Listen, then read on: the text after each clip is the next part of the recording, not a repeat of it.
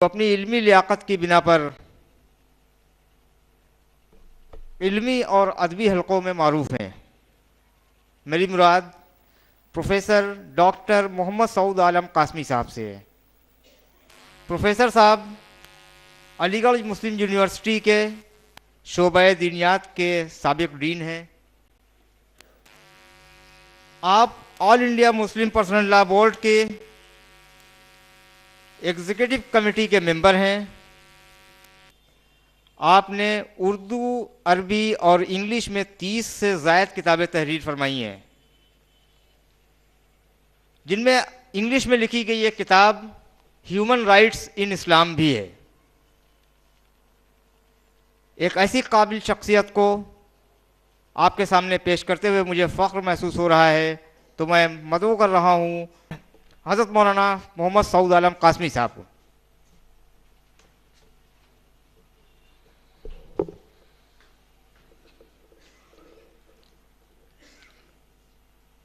الحمد للہ وکفا وسلام علی عبادہ الذین اصطفیٰ، اما بعد۔ قال النبی صلی اللہ علیہ وسلم: ترکت فیکم امرین لن تضلوا بعدی، کتاب اللہ و سنت نبیہ، او کما قال علیہ الصلاۃ والسلام۔ حضرات علماء کرام،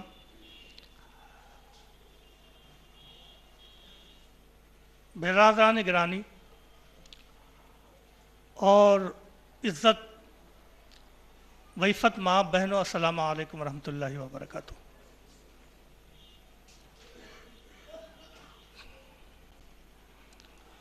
شاعر اسلام حفیظ میرٹھی نے کہا تھا، اور وہ آج کے اس عنوان کی رمزی اور شعری وضاحت ہے کہ پاکیزہ عقیدہ دیا تہذیب عطا کی،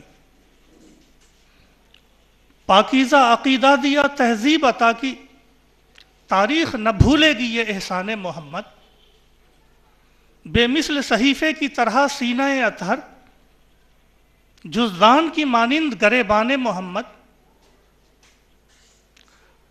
ٹھکرا کے چلے قیصر و کسریٰ کے خزانے، اللہ غنی ظرف گدا یان محمد، گھبرا کے مسلمان یہ کیا ڈھونڈ رہا ہے، کیا چھوٹ گیا ہاتھ سے دامان محمد۔ محدود نہیں ہے یہ مہو سال و صدی میں، محدود نہیں ہے یہ مہو سال و صدی میں، ہر دور کی آواز ہے اعلان محمد۔ تو وہ اعلان جس کے بارے میں حضرت امام بخاری اور امام مسلم فرماتے ہیں کہ ذی الحجہ کی 9 تاریخ تھی، اور نبی صلی اللہ علیہ وسلم ناقہ قصویٰ پہ سوار تھے، میدان عرفات میں جبل رحمت کے پاس رسول اللہ صلی اللہ علیہ وسلم نے تاریخ کا وہ مثالی خطبہ دیا جو اپنے ورڈ اور اپنے اسپرٹ میں، اپنے لفظ، اپنی روح میں دنیا نے نہ اس سے پہلے کبھی سنا اور نہ اس کے بعد سننے کی کوئی توقع ہے۔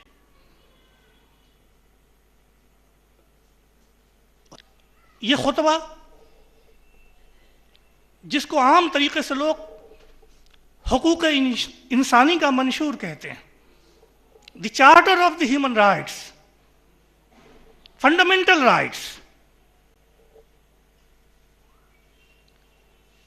پہلی مرتبہ اللہ کے رسول صلی اللہ علیہ وسلم نے انسانیت کو دیا۔ محدثین کرام نے اس کے مختلف اجزاء الگ الگ اپنی کتب حدیث میں نقل کیے ہیں، کہیں ایک جگہ یہ خطبہ نہیں ملتا۔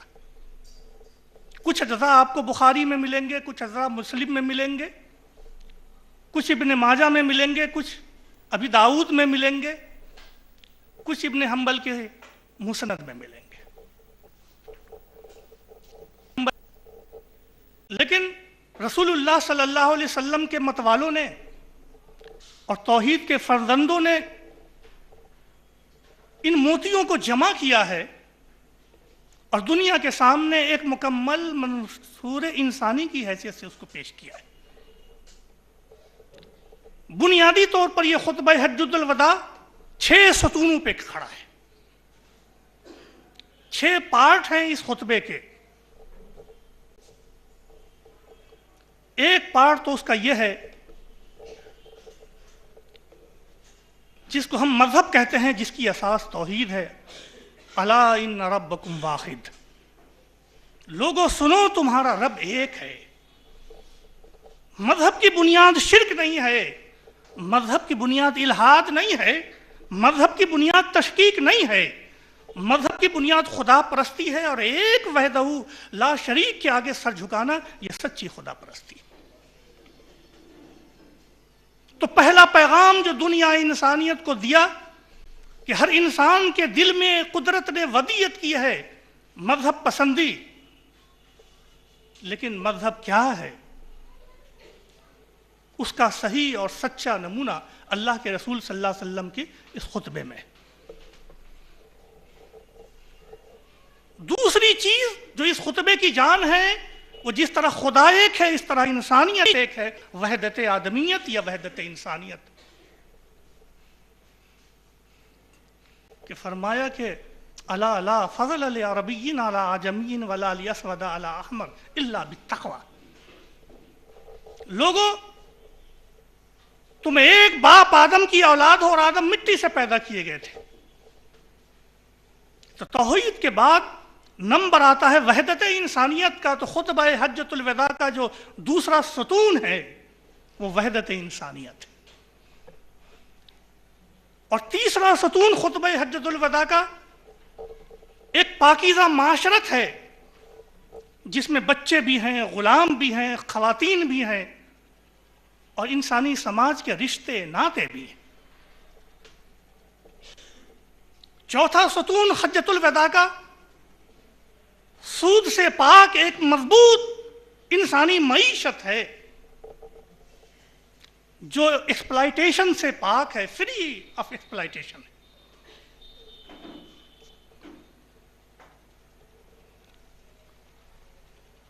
اور پانچواں ستون اس خطبہ حجۃ الوداع کا حقوق انسانی کا تحفظ ہے۔ الا ان دماءکم اموالکم واعراضکم حرام علیکم کحرمت یومکم ھذا فی بلدکم ھذا فی شہرکم ھذا۔ اور جو چھٹا ستون ہے اس خطبہ حجۃ الوداع کا، وہ انسانیت کے سامنے اللہ کے رسول صلی اللہ علیہ وسلم کے اس دین کی دعوت ہے۔ الا هل بلغت الا هل بلغت فلیبلغ الشاہد الغائب، جو آج یہاں موجود ہیں وہ ان آنے والے لوگوں تک پہنچا دیں جو یہاں موجود نہیں۔ تو نٹشل میں کہہ سکتا ہوں کہ حقوق انسانی جس کا نام ہے، جو خطبہ حجۃ الوداع میں چھن کر کے آئے ہیں، وہ تو صرف ایک پارٹ ہے اس پورے خطبے کا، اس جامعیت کا۔ اس سورج کی صرف ایک کرن ہے، ایک لہر ہے اس دریا اور اس سمندر کی۔ ورنہ یقین مانو دوستو، اگر کسی زندہ قوم کے پاس یہ خطبہ ہوتا تو دنیا کے گوشے گوشے میں، ہر اسکول کے کمرے کمرے میں، ہر مکتب میں، ہر مدرسے میں، ہر گھر میں، ہر دکان میں، ہر ہوٹل میں اس کی بات سنائی دیتی۔ ہم نے عقیدے کے طور پر اور اعتقاد کے طور پر اور محبت کے طور پر اللہ کے رسول صلی اللہ علیہ وسلم کی تعلیمات کو چوما تو ہے، لیکن احساس فرض کے ساتھ انسانوں تک پہنچایا نہیں ہے، اور اگر پہنچایا ہوتا تو آج دنیا کی تقدیر بدل چکی ہوتی۔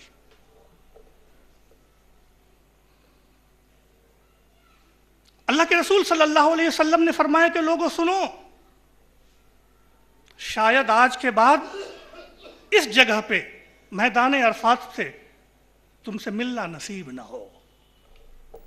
صحابہ کرام نے سمجھ لیا، عقل مند تھے، سمجھ لیا کہ کیا فرما رہے ہیں حضور، یہ آخری بات ہے جو فرما کر کے جا رہے ہیں۔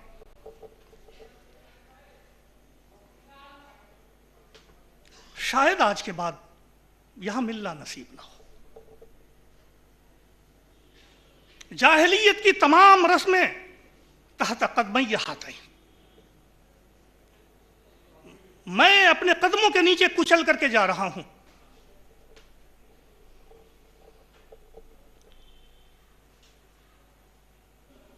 رسول اللہ صلی اللہ علیہ وسلم کے متعلق خود قرآن کریم نے جو بیان فرمایا ہے وہ یہ ہے وَيَضَعُ عَنْهُمْ إِصْرَهُمْ وَالْأَغْلَالَ الَّتِي كَانَتْ عَلَيْهِمْ۔ یہ رسول محترم و مکرم و معظم ان بیڑیوں اور بندھنوں کو کاٹنے کے لیے تشریف لائے ہیں جو انسانوں نے رسم و رواج کی شکل میں اپنے اوپر ڈال لیے ہیں، اپنے پاؤں میں، اپنے ہاتھوں میں، اپنی گردنوں میں ڈال لیے۔ جاہلیت کے ایک ایک بت کو، رسم و رواج کے ایک ایک مجسمے کو توڑ کر کے اللہ کے رسول صلی اللہ علیہ وسلم نے پاؤں کے نیچے روت دیا خطبہ حجۃ الوداع میں۔ کہا آج کے بعد رسم و رواج کی پابندی نہیں کی جائے گی، آباء و اجداد کے طریقے کی پابندی نہیں کی جائے گی، پابندی اگر کی جائے گی تو سنت رسول اور کتاب اللہ کی پابندی کی جائے گی، جس کے لیے آپ نے فرمایا کہ ترکت فیکم امرین لم تضلوا بعدی کتاب اللہ و سنت نبیہ۔ لوگوں تمہارے درمیان دو چیزیں چھوڑ کر کے جا رہا ہوں۔ پہلا اشارہ تو اس میں کر دیا کہ لوگوں آج کے بعد تم سے ملنا یہاں نصیب نہیں ہوگا، اور دوسرا اشارہ اس میں بھی فرما دیا کہ ترکت فیکم امرین لن تضلوا بعدی۔ موطا امام مالک نے اس پوری روایت کو اتنے ٹکڑے کو جمع کیا ہے۔ اگر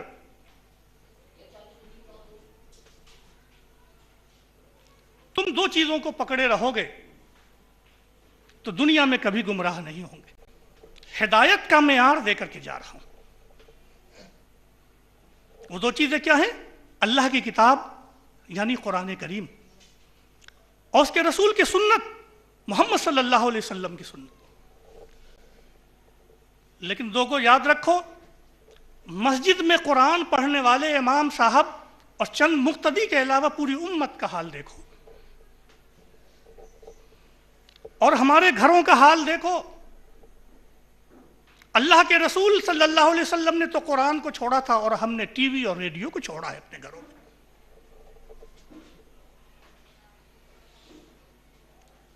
قرآن کریم اس لیے آیا تھا تاکہ اس کی تعلیمات قرآن کریم اس لیے آیا تھا تاکہ اس کی تعلیمات کو گھر گھر عام کیا جائے اور اس کو میزان عمل بنایا جائے، تاکہ قیامت کے دن بھی یہی میزان ہو۔ لیکن امت کی جو اکثریت ہے وہ قرآن کریم کو تلاوت سے آگے کچھ اہمیت دینے کے لیے تیار نہیں۔ نہ قرآن کو پڑھا جاتا ہے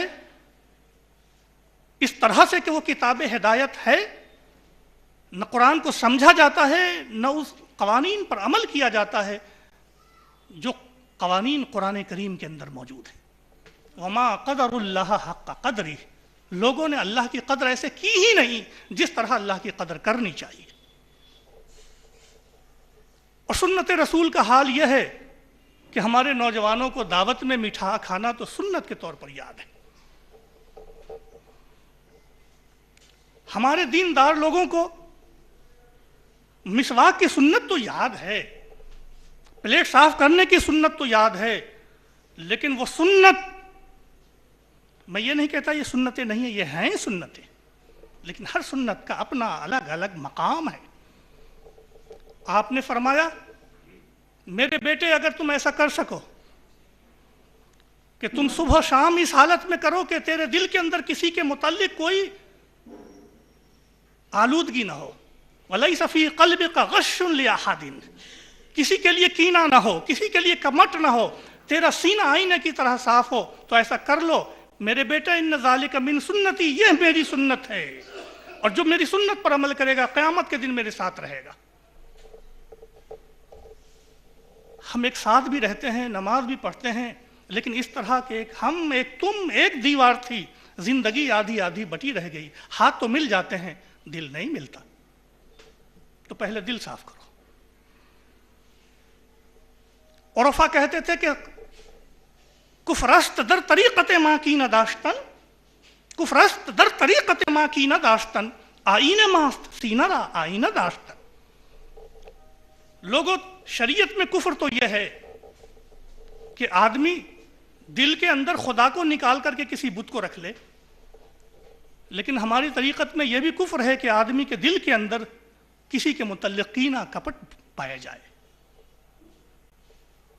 تو پہلے ہمارا فرض یہ تھا کہ ہم قرآن و سنت کی ان تعلیمات کو سینے سے لگاتے اور رسم و رواج کو نکال دیتے، مگر جن بتوں کو اللہ کے رسول صلی اللہ علیہ وسلم نے توڑا تھا، زمانے کے گزرنے کے ساتھ ساتھ ہم نے ان بتوں کو پھر سے جوڑا اور پھر ہم نے ان کو پوجنا شروع کر دیا، اور کعبہ دل کے اندر پھر ہم نے 360 بت جمع کر لیے جن کو ہم پوجتے ہیں۔ کہیں وہ خاندان کا بت ہے، کہیں وہ ذات کا بت ہے، کبھی وہ رنگ و نسل کا بت ہے، کہیں رسم و رواج کا بت ہے، کہیں شادی بیاہ کا بت ہے، اور کہیں آباء و اجداد کی مفاخرت کا بت ہے، کبھی مال و دولت کا بت ہے، اور کبھی نشہ اقتدار کا بت ہے۔ یہ بت ہیں جو ہمارے سینوں کے اندر موجود ہیں، کعبہ دل کے اندر ہم جن کی پرستش کرتے ہیں۔ تو خطبہ حجۃ الوداع کے اندر اللہ کے رسول صلی اللہ علیہ وسلم نے فرمایا، میں ان سارے رسم و رواج کے بتوں کو توڑنے کے لیے آیا تھا، لوگوں ہمیشہ کے لیے توڑ کر کے جا رہا ہوں۔ اگر یہ رسم و رواج آج ختم ہو گئے ہوتے تو مسلم امت یہ 72-73 خانوں میں بٹ کے تتر بتر نہ ہوئی ہوتی۔ اور اسلام تو سیدھا سادہ دین ہے، رسم و رواج کا دین نہیں ہے۔ شادی بیاہ کے موقع پر یا غم کے موقع پر رسم و رواج نبھائے جاتے ہیں، لیکن اللہ کے رسول صلی اللہ علیہ وسلم کی شادی بیاہ کو دیکھو، ان کے غموں کے ماحول کو دیکھو۔ حضرت عبد الرحمن ابن عوف ایک مرتبہ آتے ہیں، مجلس میں تشریف لاتے ہیں، کپڑے پہ زعفران کے پیلے رنگ کے آثار ہیں۔ آپ نے پوچھا کیا خیریت تو ہے، تم نے شادی کر لی؟ ان کا جی ہاں شادی کر لی۔ تو ان کا کیا ولیمہ نہیں کرو گے؟ اگرچہ ایک بکری ہی کیوں نہ ہو، ولیمہ کر دو۔ آپ یقین جانیے اللہ کے رسول صلی اللہ علیہ وسلم جس معاشرے میں ہوں اور شادی بیاہ ایسے ہو جائے کہ آپ کو خبر نہ ہو، اس سے زیادہ سادگی اور کیا ہو سکتی۔ آج کوئی بڑا عالم اگر کسی سوسائٹی میں بڑا پیر ہو تو لوگ چاہیں گے کہ وہی نکاح پڑھائیں، اور انہی کے ہم دستے مبارک سے سارے رسم انجام پائے۔ اللہ کے رسول صلی اللہ علیہ وسلم نے اپنے صحابی سے پوچھا، اور یہی وجہ ہے میرے دوستو کہ اللہ تبارک و تعالیٰ نے اور اللہ کے رسول صلی اللہ علیہ وسلم نے ان ساری رسموں کو اس طرح مٹا دیا جاہلیت کی کہ نکاح آسان ہو گیا اور بدکاری مشکل ہو گئی۔ مگر مجھے معاف کرنا میرے بھائیوں، ہندوستان اور پاکستان کے مسلمانوں نے پھر ایسی ایسی رسمیں ایجاد کر لیں کہ نکاح مشکل ہو گیا، بدکاری آسان ہو گئی۔ ہمیں کوئی نسبت نہیں ہے اللہ کے رسول صلی اللہ علیہ وسلم کی سنت مطہرہ۔ تو فرمایا کہ جاہلیت کی رسمیں، ایک خاتون قبر کے پاس رو رہی تھی، اللہ کے رسول صلی اللہ علیہ وسلم تشریف لائے، فرمایا کہ صبر کرو، صبر پر اجر ہے، انما یوفی الصابرون اجورہم بغیر حساب۔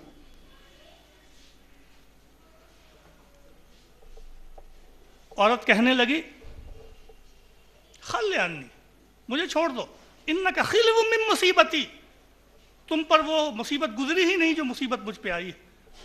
رسول کریم آگے بڑھ گئے، ایک شخص آیا کہنے لگا اے خاتون، اللہ کے رسول صلی اللہ علیہ وسلم نے تم سے کیا فرمایا؟ انہوں نے کہا اچھا یہ اللہ کے رسول تھے؟